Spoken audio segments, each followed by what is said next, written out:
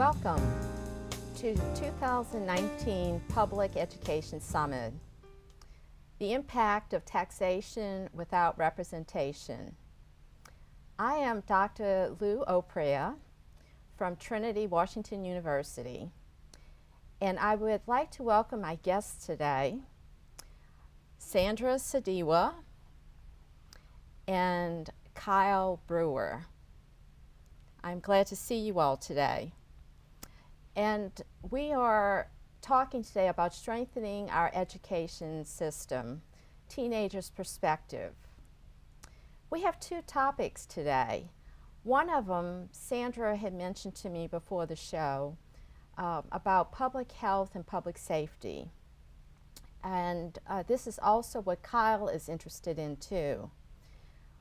What we're going to talk about are two different topics under public health and public safety. And one is, Sandra talked about recently, she knew of someone who was in a car accident and had loss of life. And also Sandra and Kyle want to talk about the recent mass shootings. So I'd like to start with Sandra. How did you feel when you heard about the person who lost her life? Well, she was really young. She was only 26. So I feel like she had so much more to keep going for. But of course the accident was not all her fault. Not at all. And I just feel sad. And I know that can be sad. So once you heard about it, what did you want to do? Well, I wanted to do what I could for her mother, who is someone who's very dear to me because she's one of my old teachers. She was my creative writing teacher, and I wanted to help her out emotionally and financially as much as I could. And how would you do that emotionally? How would you help her out? Well, when I'm free this weekend, I'm planning to send her some flowers and hopefully meet up with her to talk to her. Just have a conversation, how she feels, and if there's anything she wants to get off her chest or something. And I know I went to meet with her, but it's more like I'm gonna listen to her. Is this the first time that you had someone close to you who had lost someone? Well, my grandfather died from lung problems, and we were really close. And he would send me letters talking about when he was younger and his goals in life, and how he was really proud of me. So you had some good memories of him. Yeah. Yes. And I wanted to also include you too, Kyle. Have you had anyone in your life who's had a traumatic incident that had an impact on you? A few months ago, one of my friends' older brother got killed by a stray bullet that was shot, and he was one of my really, really close friends, and I knew his older brother. And when I heard about that, it just really struck me really hard because he's like a part of my family, I would say, even though we're not blood. We had a really close relationship. So he told me about it, and I just felt really bad for him because I couldn't even imagine my brother leaving this earth. So, And I know that can be tough, whenever we hear of an incident like that or someone that we've, lost.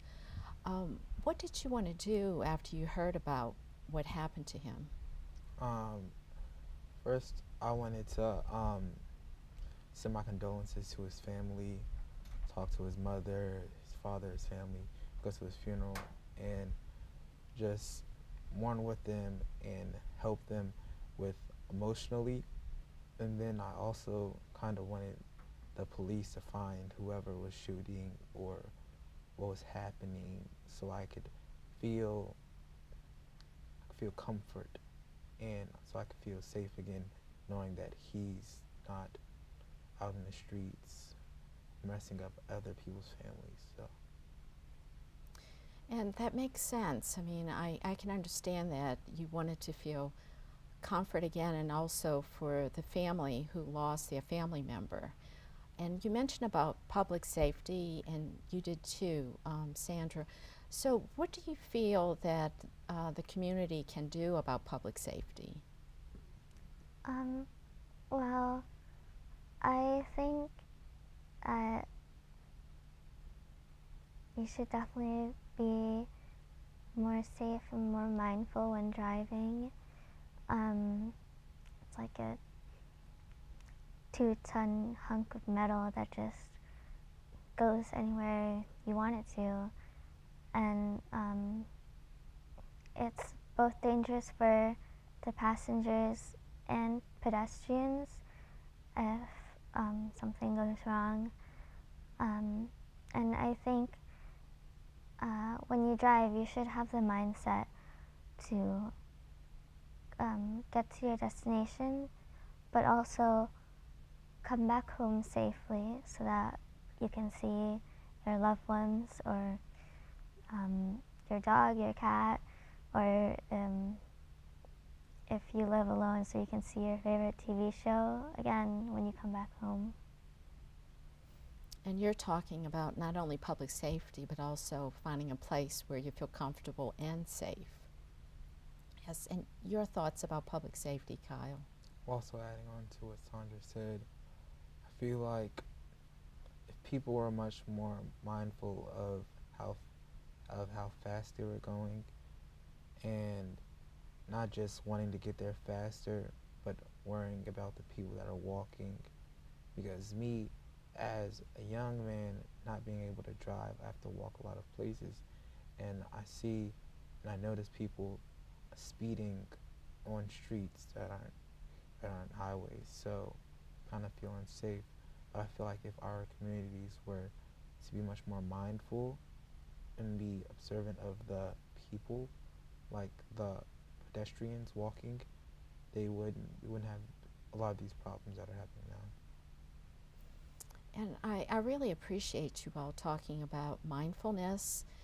It's very important for us, to be aware, because mindfulness a lot of times means that, just being self-aware, seeing what's happening around us and seeing how we can keep ourselves safe. If sometimes we can't always find someone who can help us to be safe. So I wanted to also talk about the other topic that you all mentioned before the show, which was mass shootings. We've had a recent mass shooting. As a matter of fact, we had a few.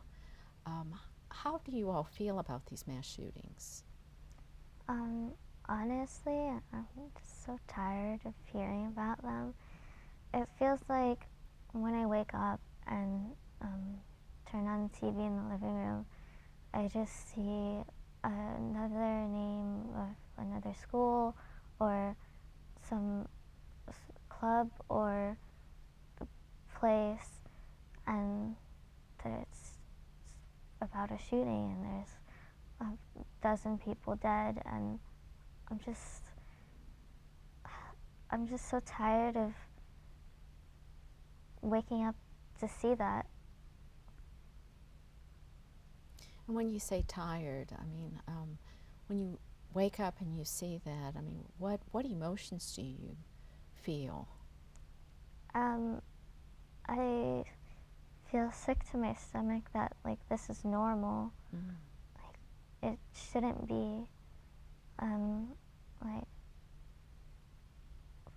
I know the right to bear arms is in the 10 Amendments, but what it just confuses me. It's not freedom to just go around shooting people. That's terrorism. That's not freedom. Okay. And I definitely hear how, you know, that emotionally it has had an impact on you, and you don't want this normalized. And how do you feel, Kyle? Also adding on to what Sandra said, I believe what she's saying is when the amendments were written, it was in a time where we were at war.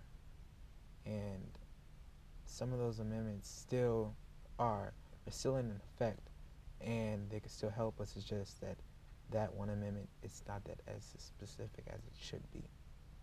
And when it meant the right to bear arms, it's meaning to protect their families from people that are intruding, as in people from the other country, as an innovation, as in happening.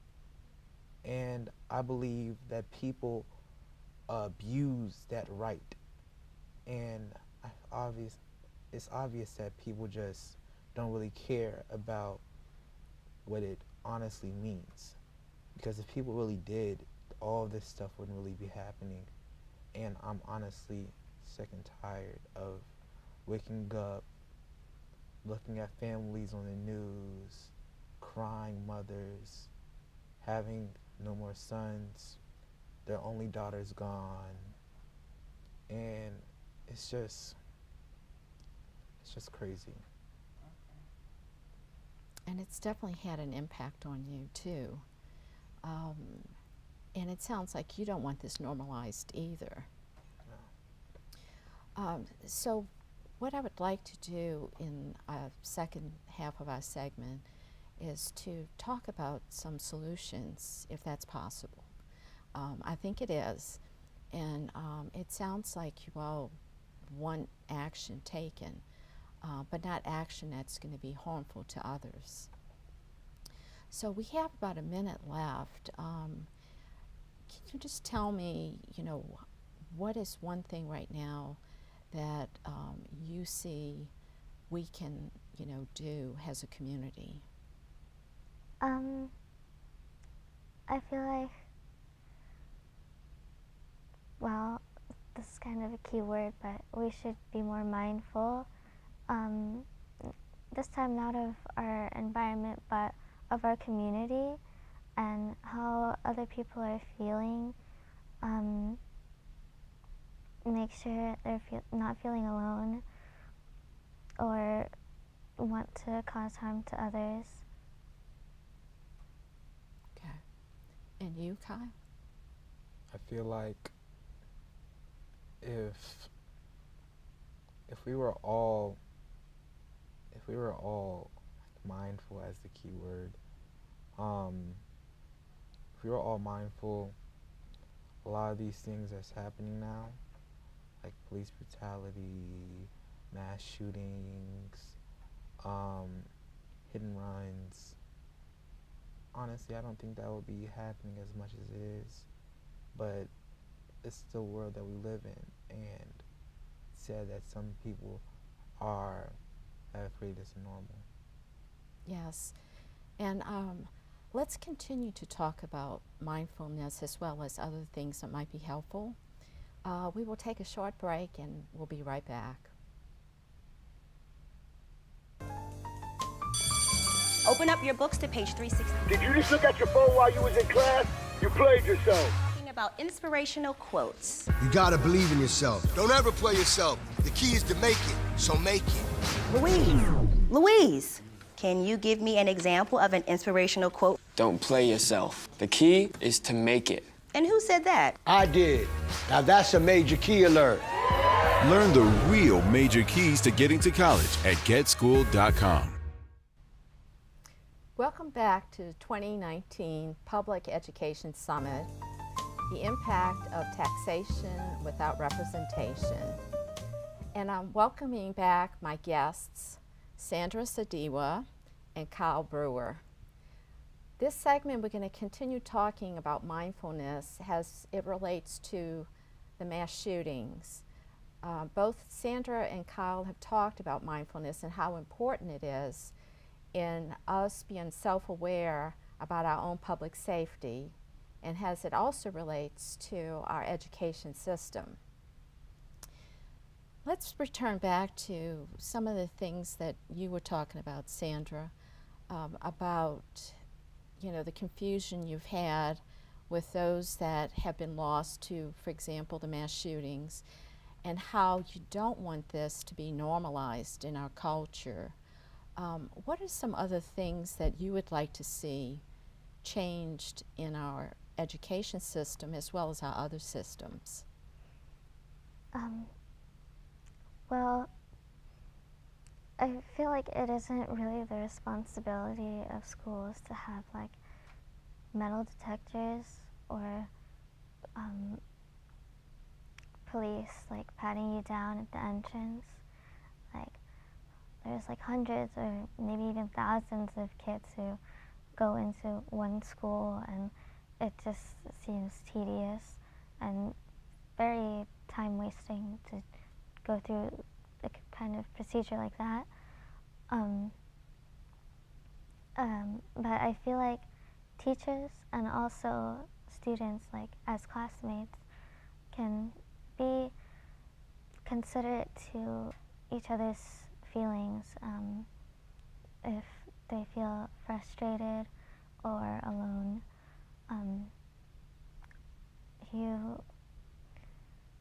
You're gonna be with each other for like most of your school life, like, unless you move or something, and you should try to build relationships that will hopefully last longer than your school life.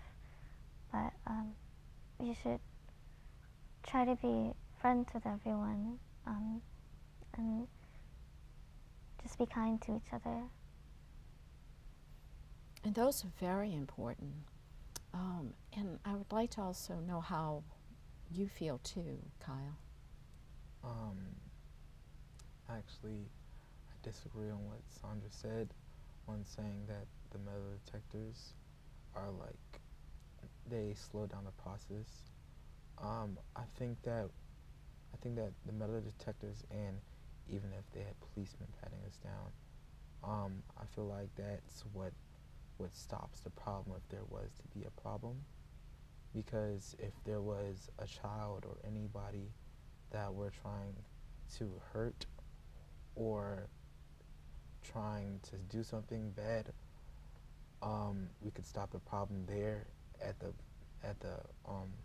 beginning of the day, and it'll be just over with, instead of having no protection and not being able to find out what's happening with that one person or what they're trying to do and what they're bringing into the school or at a place of business. Yeah. Okay. So what I hear from both of you is that, these solutions, could be helpful, in the schools and also, as you mentioned, Kyle, in our communities too. I also wonder, what are some things that you all are doing, to advocate? I mean, what would you like to do if you haven't done it already, to advocate to those in our communities, in our businesses, in our political systems? What would you like to advocate? Well, I think as citizens, we have a duty to vote, and other than voting for stricter gun control, I feel like before, we just have to be considerate of each other, and just because you're having like a bad day or week or month it doesn't mean you have to project it onto other people. You know, that's not fair. And um, I think we should, as you know, I'm kind of like afraid to say it, but as like the targets of most mass shootings, I feel like students have the heavy burden to speak up for themselves. Yes, I could see that. That's a lot of responsibility on students. But also, adding on to what Sandra said, students do have a big burden on what happens during like the social life of school, because there's social media, what happens on social media, and a lot of people don't like to talk about things outside or not on the phone about it because they feel like they'll be kind of snitches.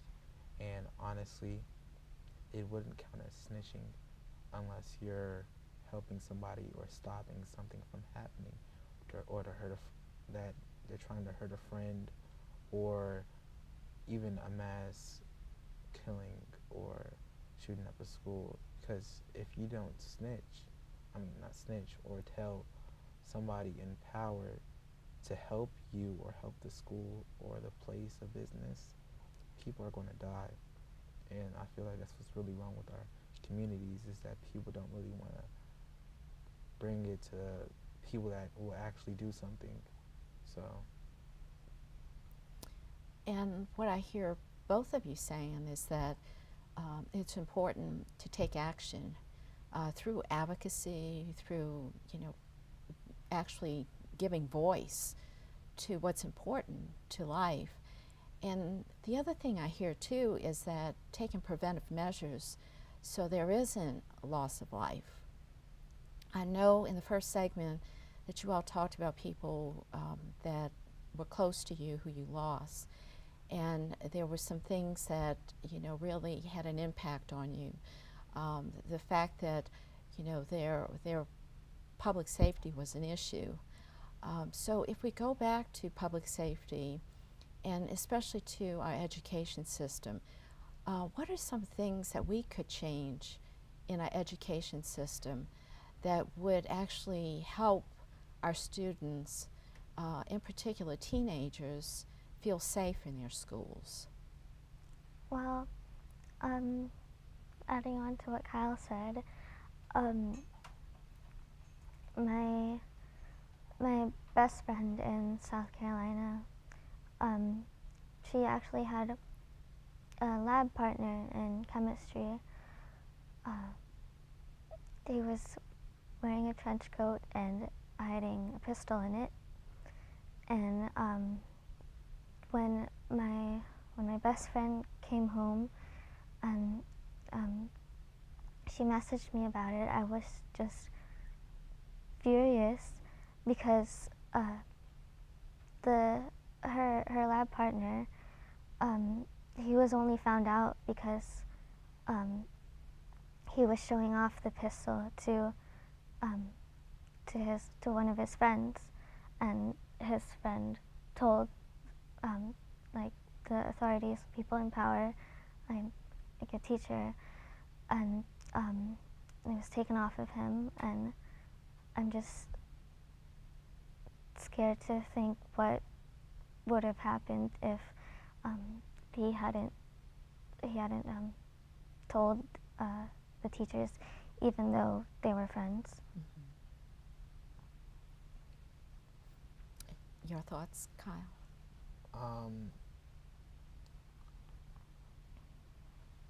If our school systems were to be much more concerned or aware, I feel like there wouldn't be as much of mass shootings. It's not just that they're not aware, it's that some schools don't have metal detectors, and I feel like that's way how kids bring guns, knives, anything that they want in the school. Because if you want to, you could just walk in the school, shoot the school up if they want to, if they don't have metal detector, and that's a huge concern. Not just as students, not just as parents, not faculty members, but as a community in general. And that's not just children losing their lives. That's people of communities, grandsons, granddaughters, future people of our nation, and that's really affecting us now. So that's really a big concern. Yes, and I definitely hear how caring you all are of others. And I've heard that from other teenagers, how much they care for, their best friends, other students in class. They don't want to see others harmed. And I really appreciate you all talking about how our education, could change so that you all feel safe. So if we're looking at solutions, for the individual students, what do you think would be some preventive measures that students can do for themselves? I know one of the things is like giving voice, saying when something has happened, so that other people are not harmed. But what do you think we could do as far as mindfulness or anything else that might be helpful? Alright, so typically when kids get a hold of guns, it's usually because they're of their parents. I think if you are a parent who owns a gun, you should keep it locked up somewhere where your kids can't access it, and hide the keys somewhere. And if you're saying like you have the right to bear arms and to protect your family, I mean, you don't really need an AR to protect your house, and it's not protection if your kid goes and steals it and kills other kids. Yes, I definitely agree with you. And we have a few seconds left. Kyle, do you have your thoughts too? I think that if children just had counseling, a lot of these things wouldn't really be happening. Because usually when it's a mass shooting, they always say, oh, he had something wrong with him. I noticed it. He was crazy. Oh, he has a problem in his head. Something's wrong with him. I feel like if you had counseling, they wouldn't be able to say those type of things, and these mass shootings wouldn't really be happening. So I appreciate you saying that, Kyle, because as a licensed professional counselor, that's one of the things we look at are, strength-based models and wellness models for individuals, and I agree with both of you. And I want to thank my guests tonight for coming and sharing what's really important to you all and also to other teenagers, I believe. Thank you for coming, Sandra Sadiwa and Kyle Brewer. And thank all of you all for being here at the 2019 Public Education Summit, The Impact of Taxation Without Representation. And we wish all of you a Happy New Year.